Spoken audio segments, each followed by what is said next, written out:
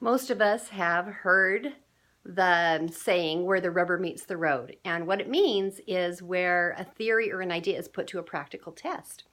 Well, I had such a test this week, and a lot of times these kinds of tests they come unexpectedly, and we can't be prepared for them other than just what we can do in the moment.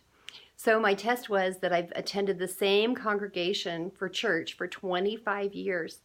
And because of some big growth in the area, they've had to kind of rearrange things. And some of us were asked to attend a different congregation at a different building.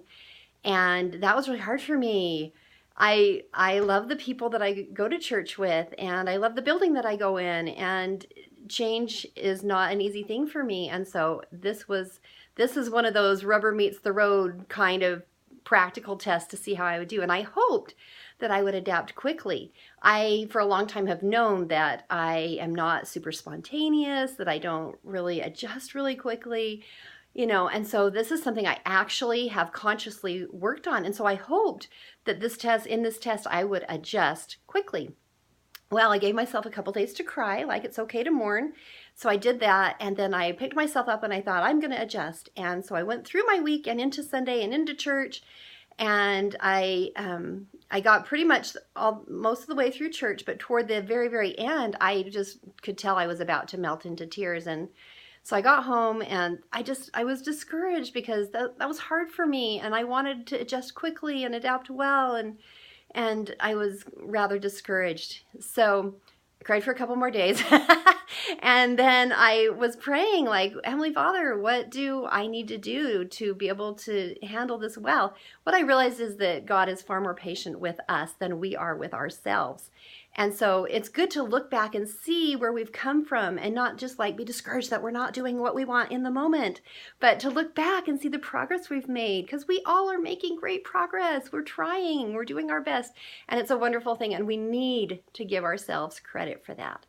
So in praying, I got two great things to help with adapting to hard situations and unexpected situations, and I want to share them with you. So the first one was to look for everything around me that I could be grateful for. This is a great time of year to be thinking about that anyway, but like I got really specific, like for every single person that says hi to me in church, to be grateful for that, like consciously acknowledge it.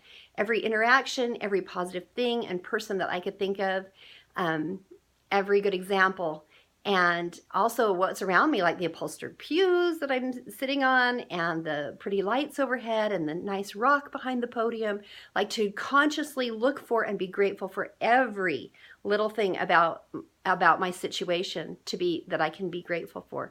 So that's the first thing. And the second thing was to do a write and burn every day about my emotions and about my feelings. So if you've watched any of my previous videos on YouTube or read any of my blog, I did a series of 3 things on letting go of the past. And one of those was the write and burn. But just briefly, I'll review it for you. So basically, you write down all your negative feelings, and so it's getting them out on paper. Then you take it outside. You read it out loud because that gets it verbally outside of your body. Those negative feelings, you get them verbally outside of your body. Then you crumple up your paper and you put it like in I use a pie tin, but you could use anything that you have that you could burn something in, and you light it on fire and you watch it burn. And what that does is it purifies and destroys and gets rid of that negative. So you're getting that negative verbally outside of your body, and it's on paper, and then you're watching it being consumed or being destroyed. And at the same time, there's something purifying about that. So it kind of, it's real interesting, but it works.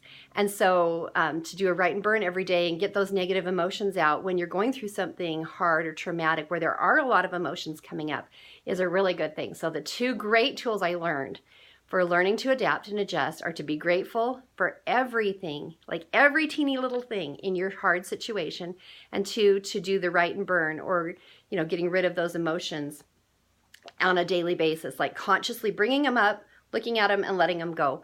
And if you can't burn them, you can destroy them any other way you can think of. So those are the 2 great things I learned. And so where the rubber meets the road, I learned I still have a long way to go, But I have made great progress, and I have some great tools to help me figure this out and keep going. And I encourage you to do the same. Whatever's hard for you in your life, figure it out. Be grateful, write about your emotions, and you'll be able to let it go.